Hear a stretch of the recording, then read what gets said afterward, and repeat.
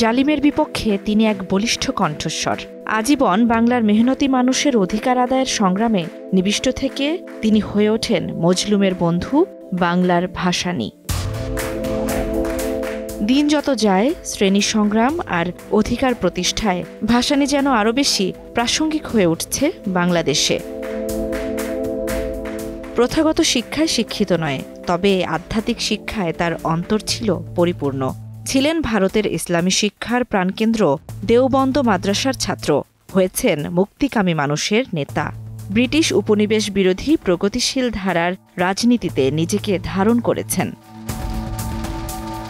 দেশ ও জাতির জন্য অনস্বীকার্য ত্যাগ, সংগ্রাম ও অবদান রাখা এই নেতাকে এবার তুলে ধরা হবে রূপালী পর্দায়। ১৯৭৬ সালের ১৬ মে ফারাক্কা বাঁধের বিরুদ্ধে চাঁপাইনবাবগঞ্জে সীমান্তের দিকে একটি মিছিলের আয়োজন করেন মাওলানা ভাসানী। তাই আগামী বছরের ১৬ মে নির্মাতা সৈয়দ ওহিদুজ্জামান ডায়মন্ড শুরু করবেন ভাসানী নামের সিনেমার নির্মাণ। ১.৫ দশকেরও বেশি সময় ধরে মাওলানা ভাসানীকে নিয়ে সিনেমা নির্মাণের স্বপ্ন দেখেছেন নির্মাতা।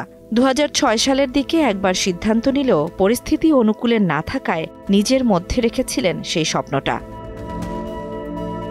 নির্যাতিত নিপীড়িত মানুষের এই মহান নেতাকে ১৩ বছর বয়স থেকে পর্দায় দেখানো হবে। ভাসানী চরিত্রে অভিনয় করবেন ৩ জন অভিনেতা। এখনও কোনো অভিনেতা চূড়ান্ত না হলেও চলছে অডিশনের মাধ্যমে নতুন মুখের সন্ধান।